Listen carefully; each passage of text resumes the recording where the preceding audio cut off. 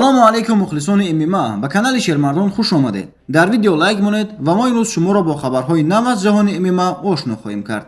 Ба шумо раҳмат барои дастгирӣ. Диққат! Барои ҳамкорӣ ва ё реклама дар рақамҳои дар рӯи экран бода нависед.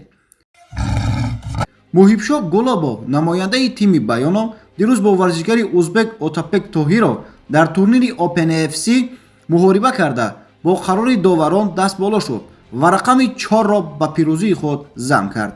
Акнун рекорди ӯ ба 4-1 баробар шуд. Мо низ ин гурги Бадахшонро бо пирӯзӣ табрик мекунем ва ба ӯ боз қуллаҳои баландро таманно карда, муҳорибаҳои тамошобобро аз ӯ интизор хоҳем шуд.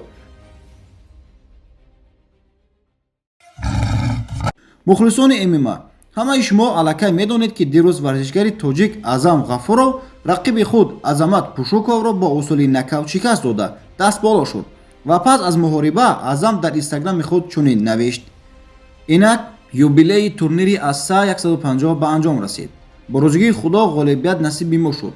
Мехостам миннатдории худро ба шахсоне, ки барои омода шуданам саҳм доштанд, расонам. ҳурмат ба ҳарифам ва ба ӯ танҳо саломатиро орзу мекунам.